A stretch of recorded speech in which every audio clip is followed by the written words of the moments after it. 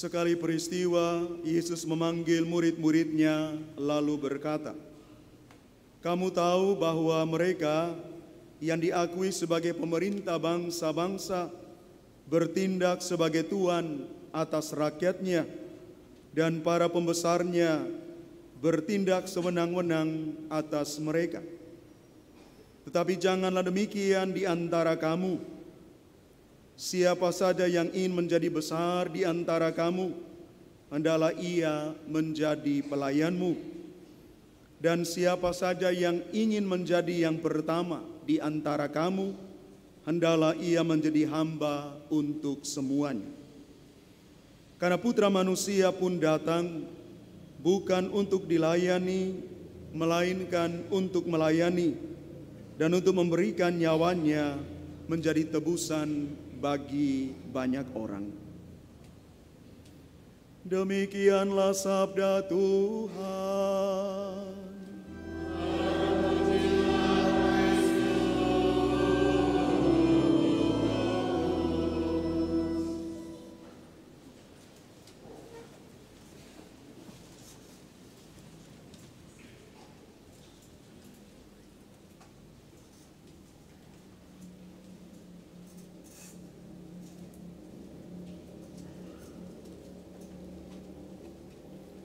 Bapak, Ibu, Saudara, dan Saudari, umat Tuhan yang terkasih.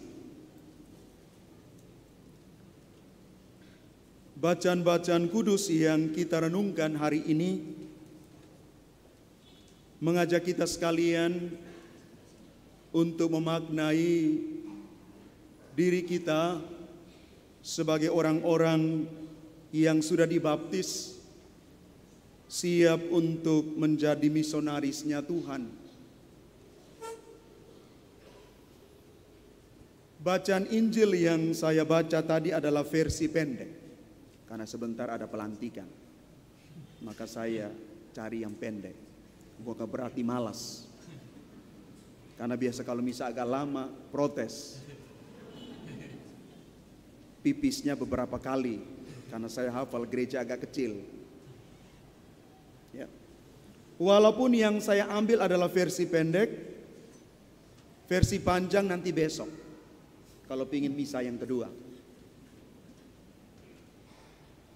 Ketika kita bicara tentang misi, Tuhan Allah tawarkan kepada kita satu bacaan yang mungkin agak sedikit tidak cocok.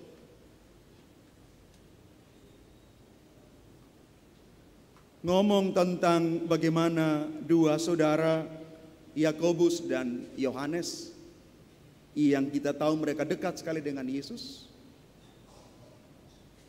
Lewat ibunya minta supaya tolong nanti kami dapat jabatan.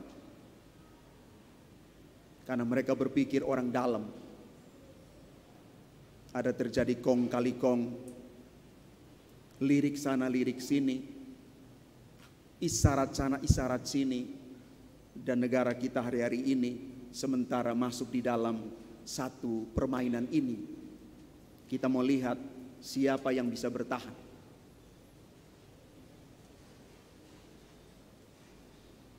Minta supaya satu di kiri dan satu di kanan, tidak tahu nanti mereka sebagai apa. Tapi yang penting dua anakku ini nanti satu di sebelah kanan, satu di sebelah kiri.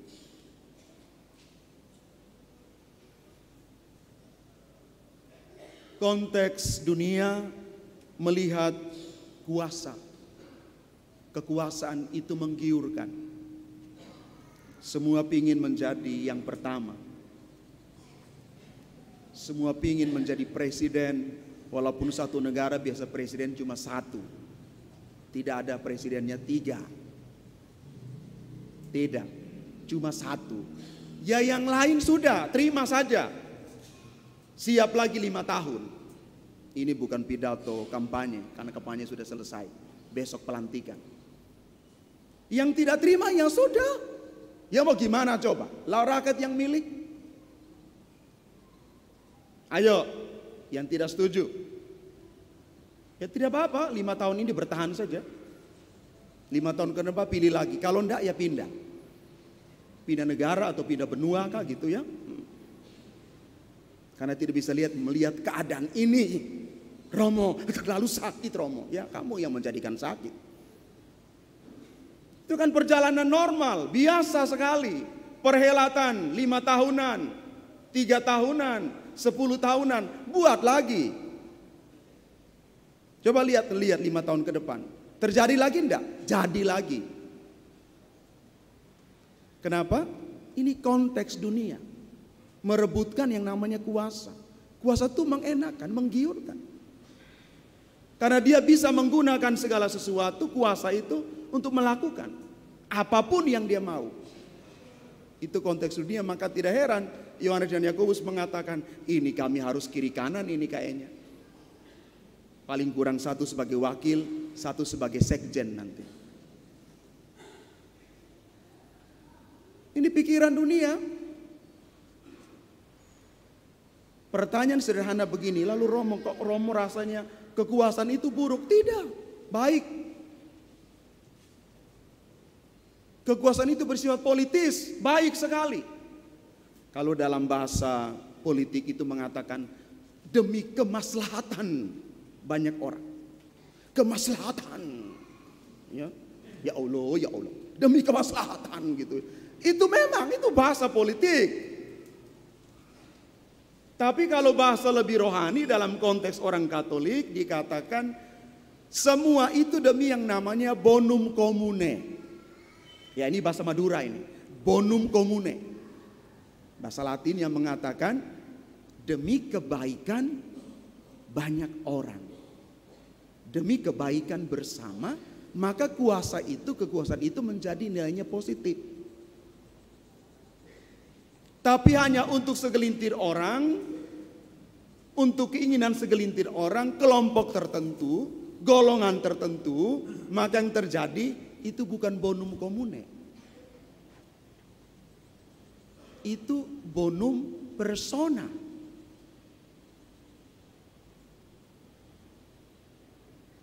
Maka orang harus meletakkan itu pada tempatnya. Yesus mengatakan kepada mereka berdua, apa kamu sudah siap kalau duduk di kiri kananku, siap minum cawan yang kuminum? Bisa minum piala anggur yang kuminum? Mereka kedua mengatakan siap. Karena mereka membayangkan anggur yang memabukkan itu. Anggur dunia. Tetapi nanti pada akhirnya Yesus ajar mereka bahwa minum anggur dari cawan dari piala itu adalah merasa senasib dengan aku. Seperjuangan dengan Yesus, semisi dengan Yesus. Yang datang bukan untuk dilayani, tetapi untuk melayani. Dan di dalam kitab Yesaya dalam bacaan pertama mengatakan, aku dalam diri Yesus adalah hamba Yahweh yang menderita. Menderita untuk menebus dosa manusia. Kamu sudah siap? Jawaban biasanya agak mulai menurun tensinya. Karena ternyata ini bukan anggur biasa ini. Bukan piala biasa ini. Ternyata kalau saya dapat kuasa, kerja saya harus lebih berat. Kekuasaan artinya tanggung jawab. Bukan berarti satunya tanggung, satunya jawab. Itu satu paket. Maka boro-boro orang mau jadi pemimpin, mendingan jadi anggota. Nyinyir aja ndak apa, karena kita kan anggota kan. Netizen bebas. Apalagi netizen plus 62, gila. Nyinyir semua, tidak ada yang benar. Salah semua. Tapi suruh kerja, tidak bisa. Ini kenyataan. Yesus tanya kepada mereka berdua, siap tidak? Kalau siap, monggo silakan, terima ini. Itu tugas, misi, tanggung jawab. Bapak Ibu, kalau Yohanes dan Yakobus terang-terangan minta, memang agak tidak termalu, mereka ya agak sedikit berani gitu ya, terang-terangan minta. 10 murid yang lain marah. Kalau dalam bacaan Injil yang lengkap, mereka 10 marah. Kenapa mereka marah? Karena mereka juga pengen, tapi malu-malu gitu ya. Malu-malu tapi mau gitu. Malu-malu tapi pengen banget, pengen bingit gitu ya. Kalau dipanggil gitu ya untuk menjadi pemimpin gitu ya, enggak dipanggil-panggil gitu. Makin sakit hati gitu ya. Mereka 10 pingin juga. Mereka pingin juga. Yohanes, Yakobus minta. Mereka 10 tidak minta, tetapi dalam hati meminta. Mereka bukan marah tanpa alasan. Pasti ada alasan yang melatar belakangi itu. Karena mereka juga pengen yang sama. Bapak Ibu,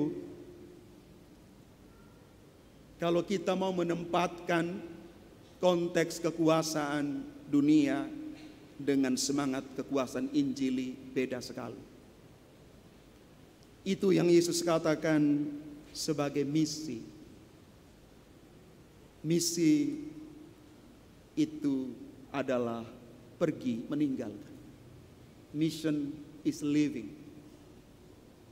Pergi, tinggalkan. Pergi keluar, tinggalkan diri kita ini. Pergi menjangkau mereka yang lain yang membutuhkan kita. Itu misi sesungguhnya. Dan kita sebagai para pengikut Kristus, 2 misi utama yang kita mau bawa ke tengah dunia. Yang pertama, kita mau kabarkan kepada dunia bahwa Yesus Kristus adalah Tuhan. Itu yang paling utama dan terutama. Satu itu yang paling penting. Kita mau kabarkan bahwa Yesus Kristus yang kita imani sungguh-sungguh adalah Tuhan. Dan yang kedua misi yang mau kita bawa adalah misi pertobatan. Dalam kata dan perbuatan. Maka Bapak Ibu, kalau orang mau mengabarkan misi Kristus yang adalah Tuhan dan pertobatan itu sangat dibutuhkan tahan uji. Butuh kesabaran, butuh daya juang, butuh juga saat orang hening di dalam doa, dan setia seperti Kristus untuk masuk ke tengah dunia yang terluka. Kami Kongregasi Serikat Sabda Allah SWD dalam rangka 150 tahun depan, sementara merenungkan tema besar ini, menjadi terang di tengah dunia yang terluka. Menjadi terang di tengah dunia yang terluka. Mudah-mudahan Bapak Ibu, kita juga siap menjadi misionarisnya Tuhan di tengah dunia yang terluka dan dunia yang paling dekat dengan kita, yakni orang-orang terdekat kita. Kita siap untuk saling menyembuhkan satu sama lain. Itu misi yang paling utama. Tuhan memberkati kita sekalian. Amin.